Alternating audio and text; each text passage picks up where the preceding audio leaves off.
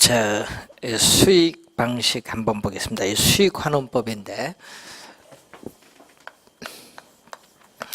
자, 이 수익 환원법은 이 수익성의 원리를 근거로 해서 나타나죠. 자, 대상 물건으로부터 장래에 산출할 것으로 기대되는 순수익이나, 이 인하는 또는 있죠. 순수익이나 이 미래의 현금 흐름을 환원하거나 할인하여, 할인의 네모, 그 할인에 여러분이 시험 문제 26회 시험에 출제해서 네모 안에 또 들어갈 말 무엇입니까 물었거든요. 그래서 순수익을 환원하거나 뭘로? 우리는 환원 이율로 환원을 하고, 할인은 뭘로? 할인율로 할인을 해서 우리는 대상 물건의 가액을 산정하는 감정평가 방법을 수익환원법인데, 이때 대상 물건의 가액을 수익가액이라고 하죠. 자, 장래에 산출할 것으로 예상되는 순수익이 안정적이면은 환원이율이 높으면 수익가액은 낮아요. 반대로 환원이율이 낮으면 수익가액은 높기 때문에 서로 어떤 관계? 역관계에 있다는 것을 알 수 있고, 자, 요 네모 안에 들어갈 말 무엇입니까? 우리가 18회 시험에 출제해서 요 네모 안에 들어갈 말 무엇입니까? 그리고 또 요 안에, 또 요 네모 안에 들어갈 말 무엇입니까? 묻는 건 또 16회 시험에 또 출제를 했어요. 그리고 요 수익가액 구하는 거, 이 수익가액 구하는 계산 문제를 우리는 출제를 13회 시험, 그리고 15-1회 시험, 24회 시험에 또 출제했어요.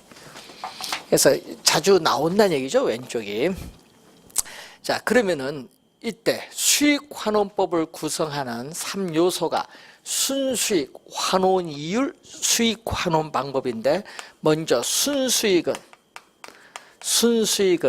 이 대상 물건에 귀속되는 적정한 수익인데, 순수익은 연간 단위로 계산합니다.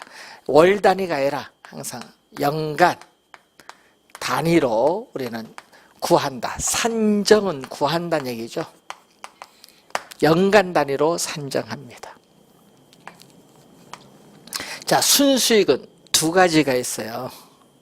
자, 순수익은 우리가 예상되는, 자, 장래 산출할 것으로 예상되는 순수익은 예상되는 총수익에서 뭐를 빼면 돼? 예상되는 총 비용을 뺀 거죠. 자, 이걸 가지고 순수익 구하는 건 13회 시험에 한번 출제를 했고, 우리 계속 출제된 건 요거죠. 우리는 최대한의 임대 단위수를 100% 임대되었을 때 얻을 수 있는 최대한의 임대료 수입, 가능 조소득에서 뭐를 빼죠? 공실 및 불량부채에 따른 대손 충당금을 공제하고, 영업 외 수입인 기타 소득을 더해주면은 우리는 공실을 감안한 임대료 수입, 유효조소득을 나오죠. 자, 유효조소득에서 부동산을 운영, 유지하는 데 드는 비용, 영업경비를 공제해주면 순 영업소득이 나오는데, 최근 여러분 시험에 이 15-1, 24에는 요걸 이용했죠. 요걸 이용해서 어디 들어간다? 요 순수익 구하는 거, 여기에 들어가는 것을 계속 출제를, 요걸 이용해서 계속 출제하고 있다는 거. 자, 순수익은 총수익에서 총비용을 뺀 나머지니까 무슨 수익? 나머지 자녀 수익의 성격을 가지고 있고, 또 장래에 산출할 것으로 기대되는 순수익이다 보니까 미래의 수익, 이 자녀 수익의 성격과 미래 수익의 성격을 가지고 있습니다. 자, 순수익의 성격을 우선 확인해 봤고, 자, 두 번째는 환원이율이죠. 자, 수익환원법에 있어서 이 환원이율, 자, 여러분이 요 두 개를 이용해서 시험 문제를 출제할 가능성인데, 환원이율에 내던 요걸, 환원이율 요걸 알아서 여기 들어가서 계산하는 문제 내든 하여튼 올해 또 출제가 또 예상되는 부분이죠.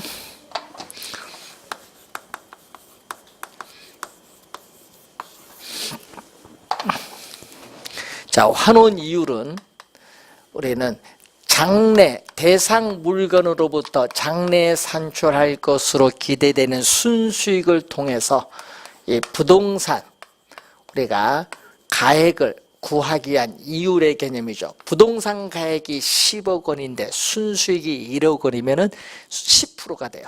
그래서 이 부동산의 이 수익성, 부동산에 있어서의 수익성을 나타내는 이율의 개념이고, 그리고 투자자 입장에서 보면은 투자 지표로서의 역할도 하고, 그리고 또 지역, 대상 지역이나 이 종별, 용도에 따른 분류, 용도라든지 품등, 품질과 등급에 따라 환원이율은 차이가 있습니다. 동일한 것이 아니라 차이가 있다는 것. 자, 환원 이율의 구조. 자, 환원 이율의 구조를 보면은 환원 이율은 투자한 자본으로부터 미래에 예상되는 수익, 이 자본 수익률에다가 또 미래의 부동산 사용에 따르는 감가상각분에 대해서 투자한 자본을 회수해야겠죠. 자본 회수를 대준 건데, 자, 요 네모 안에, 이 네모 안에 들어갈 말 구하는 건 14회 시험 출제했고, 요 두 개를 묻는 것은, 두 개 대진 거 환원 이율은 묻는 건 9회 시험에 또 출제를 했었죠. 환원 이율의 구조인데, 자, 미래에 예상되는 수익을 현재의 가치로 할인을 해야 되기 때문에 평가 이론에서는 자본 수익률을 할인율의 개념으로서, 자본 회수율은 감가상각률이죠. 미래의 부동산 사용에 따르는 감가상각분을 회수해야 되는 감가상각률로 표현을 합니다. 자, 구조가 있죠. 또 종류가 있습니다.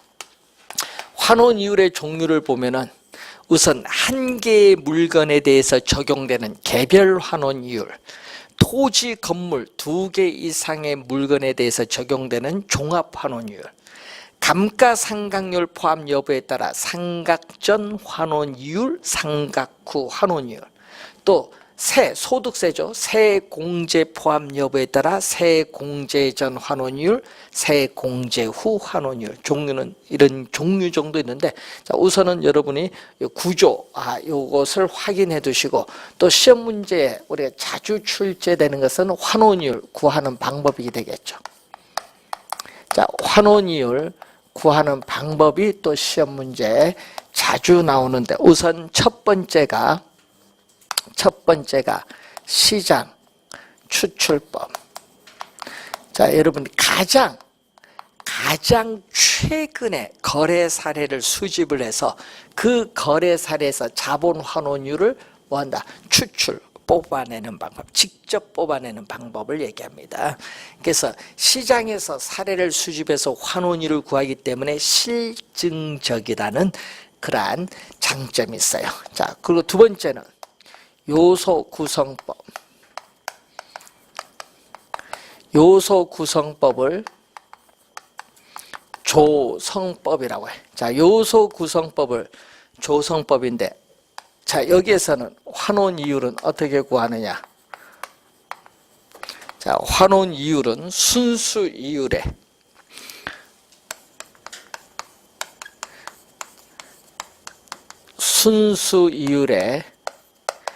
오염률을 가산한 율로 합니다. 이때 오염률을 구성하는 요소로서는 투자에 따르는 위험성, 현금화가 쉬운가 어려운가, 비유동성, 관리, 부동산 관리에 어려울 난자, 쉬울 이, 어려운가 쉬운가, 투자한 자금에 있어서의 안전성.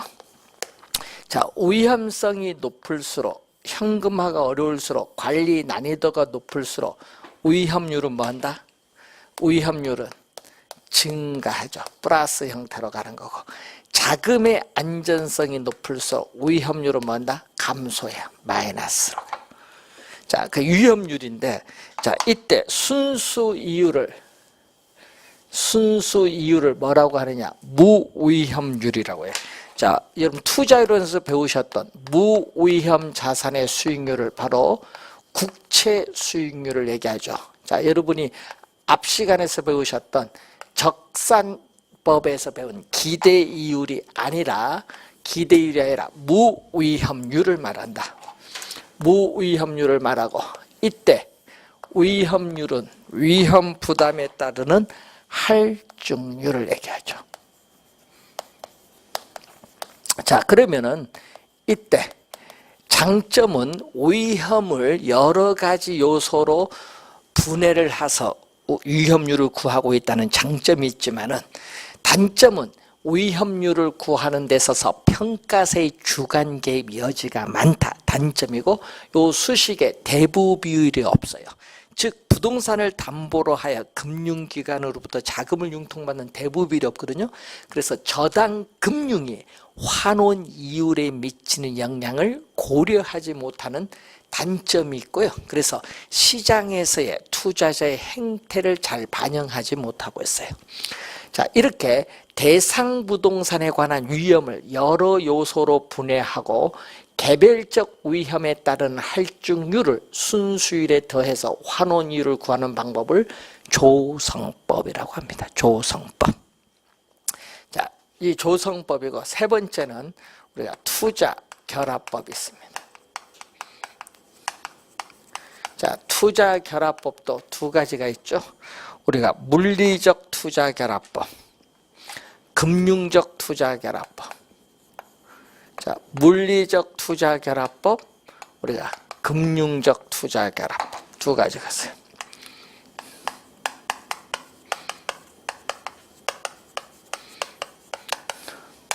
자, 이 물리적 투자 결합법은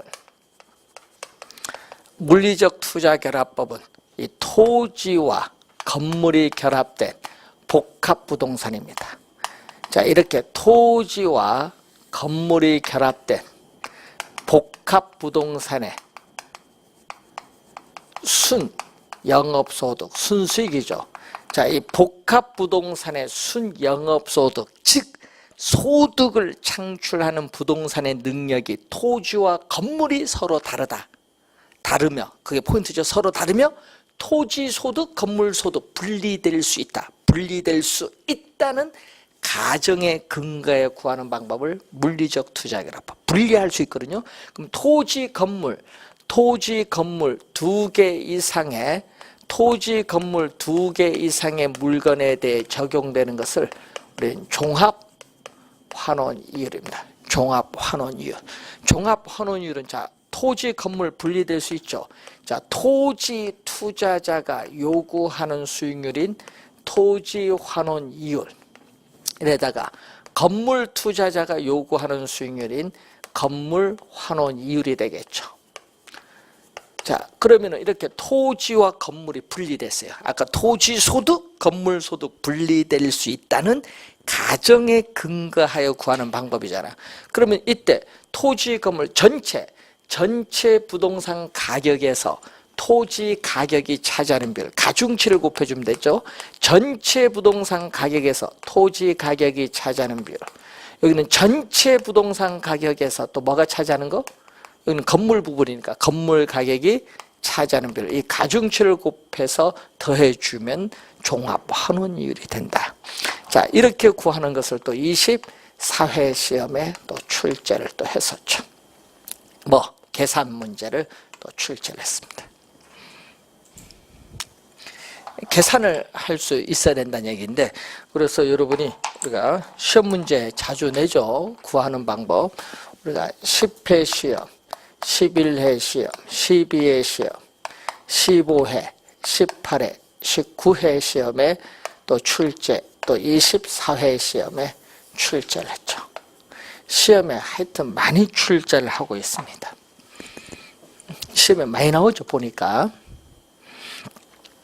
자, 그래서 우선은 금융적 그 물리적 투자 결합법 우선은 이런 것을 잘 기본적으로 여러분이 이해를 해 두셔야 되는 부분입니다.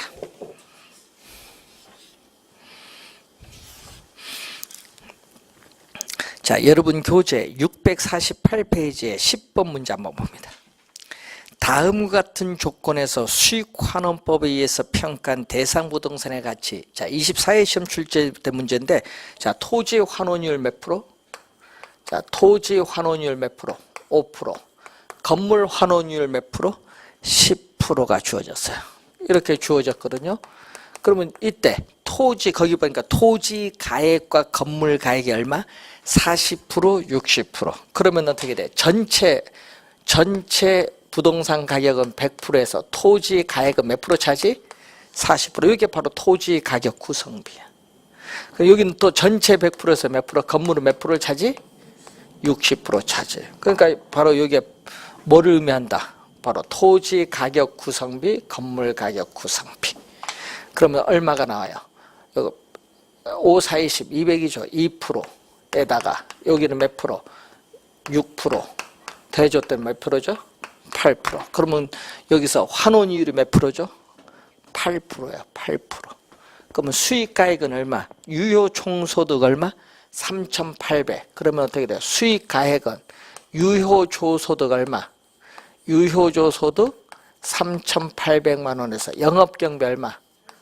800만 원을 빼주니까 순영업소득, 순수익은 3,000만 원. 그걸 8%, 0.08로 나눠주면 얼마?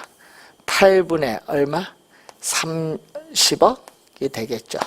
그럼 답은 얼마? 이제 나오죠? 2억. 우리가 그 관련해서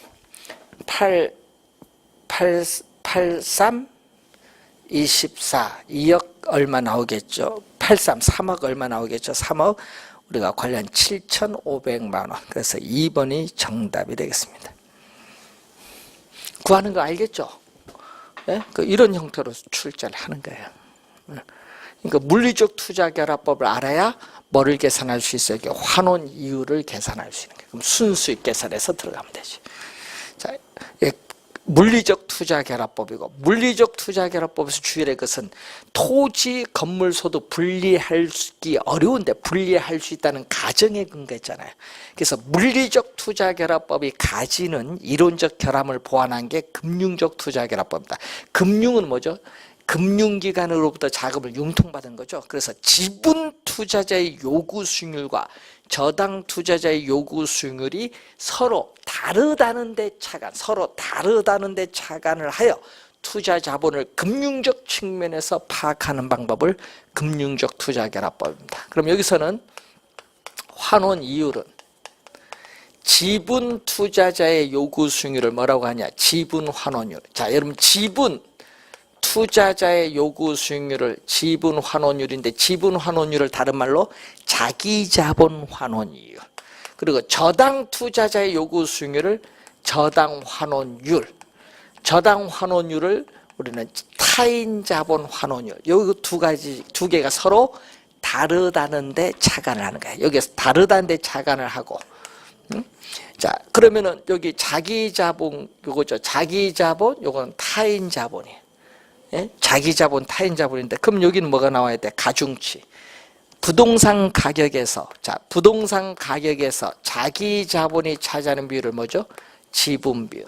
부동산 가격에서 타인자본이 차지하는 비율, 저당 비율인데, 저당 비율이 바로 LTV, 대부 비율을 얘기합니다. 이때 지분 환원율, 지분 투자자의 요구 수익률을 우리 뭐라고 하냐? 한 해의 소득을 기준해서 계산하는 지분 배당률을 말하고, 저당 투자자의 요구 수익률, 저당 환원율은 카즈든이라는 학자는 이것을 저당 상수로 취급을 하죠. 자, 금융적 투자 결합법입니다. 이 금융적 투자 결합법을 좀 더 우리 개량하고 발전시켜서 나온 네 번째가 바로 뭐죠? 우드법. 우드법은 누구 입장에서? 우리는 지분 투자자 입장에서 지분 수익률을 강조합니다.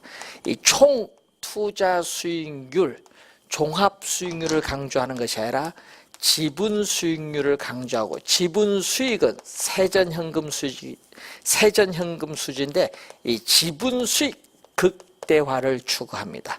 자, 그러면 엘우드법에서는 이 환원이율에 영향을 미치는 요소가 세 가지가 있어요.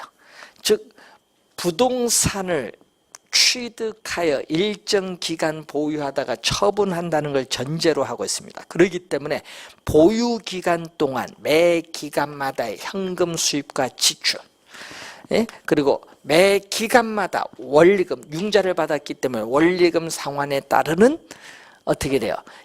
기간 말 자기 자본이 증가하는 지분 형성분, 또 기간 말 부동산 가치 상승분 또는 하락분, 이 세 가지가 어떻게 돼요? 환원이율에 영향을 미치고 있고, 그래서 환원 대상 소득, 자, 부동산 가치를 구하기 위한 환원 대상 소득으로서 세전 현금 수지를 환원 대상 소득으로 봐요. 세전이니까 세금을 납부하기 전이죠. 그렇기 때문에 이 세금인 소득세, 이 소득세인데, 세금이 부동산 가치에 미치는 영향, 이 세금이 부동산 가치에 미치는 영향을 우리는 고려하지 않는다는 단점이 있어요. 자, 관련해서 이 엘우드법에 대한 내용이죠. 자, 이 지분 투자자 입장에서 구하는 것을 비판하면서 대출자 입장에서 구하는 게 바로 부채 감당법, 개텔법이 나오죠. 자, 이 개텔법은 누구 입장에서 우리는 저당 투자자인 대출자인 금융기관 입장에서 우리는 구하고 있다. 그래서 환원이율은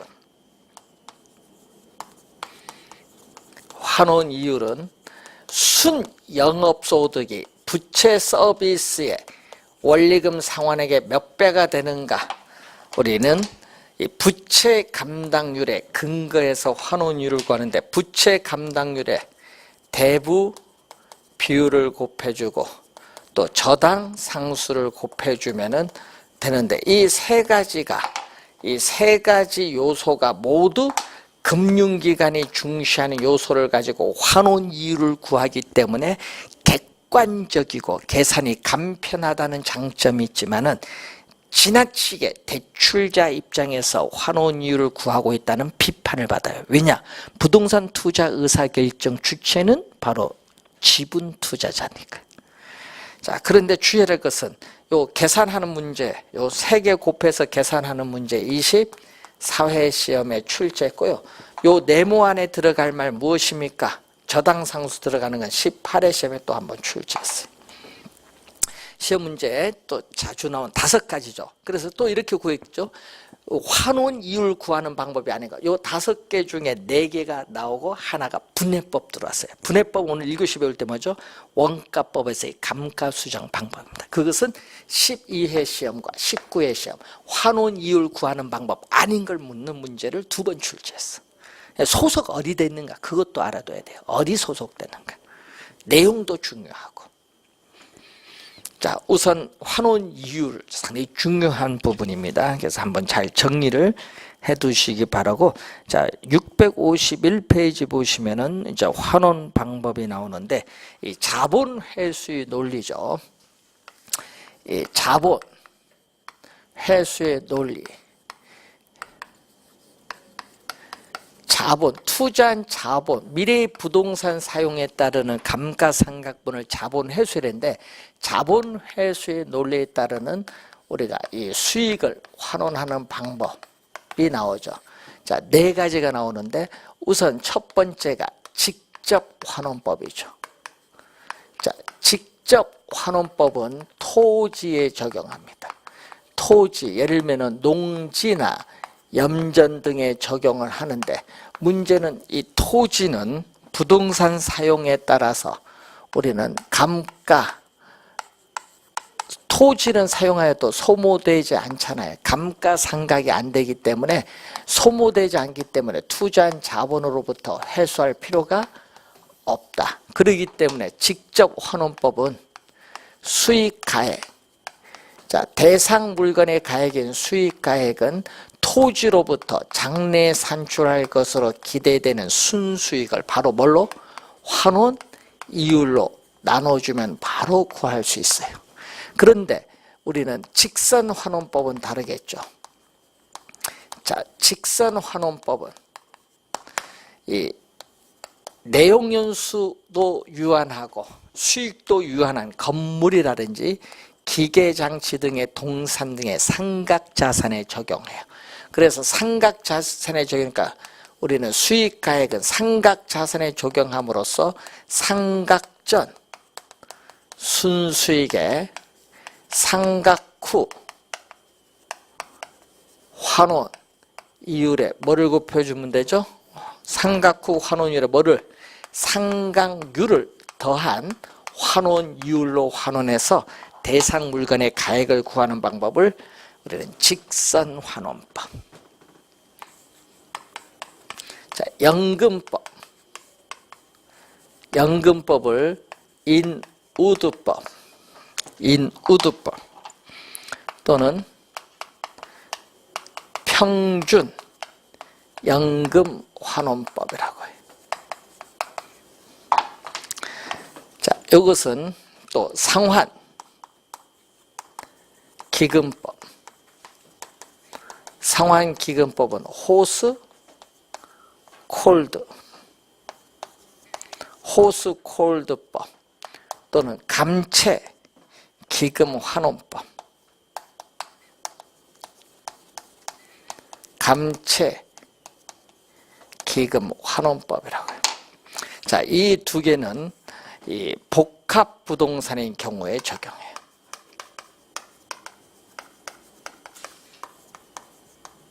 자, 부동산이 부지와 건물, 기타 상각자산의 결합으로 이루어진 경우, 복합 부동산이죠.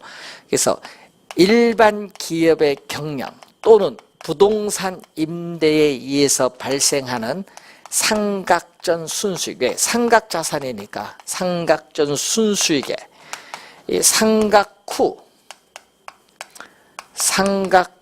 환원 이율, 상각 후 환원 이율과 기준 시점에서부터 경제적 내용연수 끝났을 때까지 남아있는 잔존 내용연수인데 상각 후 환원 이율과 잔존 내용연수를 고려한 복리연금 현가율을 곱해서 대상 물건의 가액을 구하는 방법을 연금법인데 복리연금 현가율은 연금의 현가계수, 또 상각 후 환원율, 잔존 내용연수, 또 국공채에 투자했을 경우에 얻을 수 있는 안전한 자산의 수익률을 축적 이율 I인데 이걸 고려한 뭐죠? 수익 현가율을 곱해서 대상 물건의 가액을 구하는 방법은 상환기금법.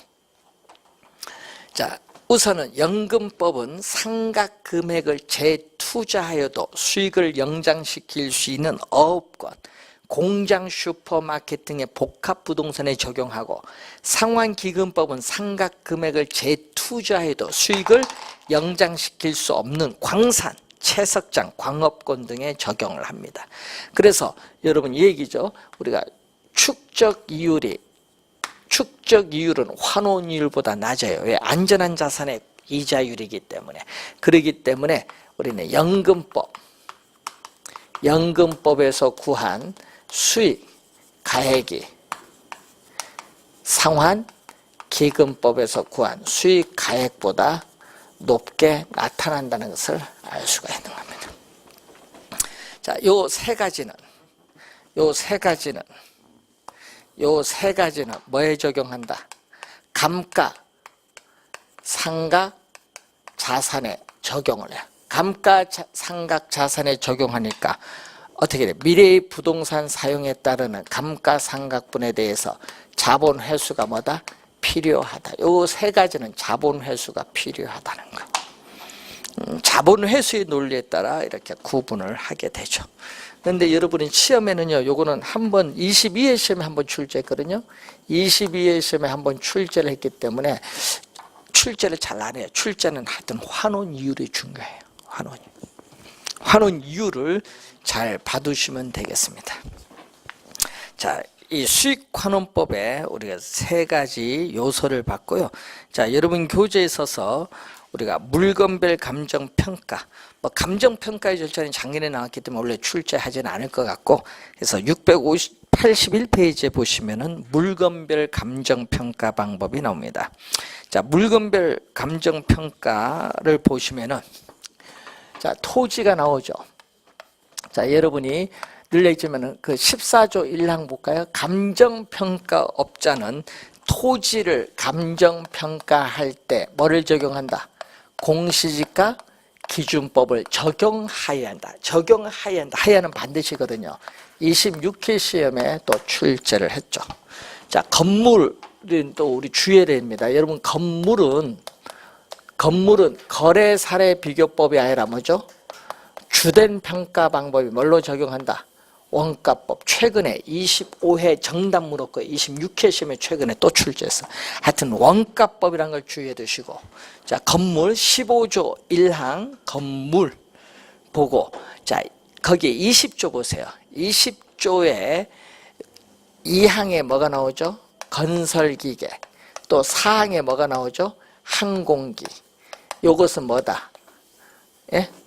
원가법이고. 3항 보세요. 3항에 선박이 나오거든요.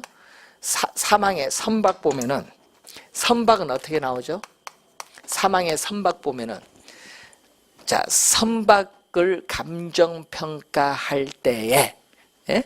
20조 3항 선박을 감정평가할 때 선체, 기관, 의장별로 구분하여 감정평가하되 각각 뭐를? 원가법을 적용해야 한다. 각각 원가법을 적용해야 돼. 선체, 기관, 의장별로 구분하여 감정평가되 각각 원가법을 적용합니다. 자, 여러분 주의해야 될 것은 여기에 건물은 들어갔는데 뭐가 없어? 건물은 들어갔는데,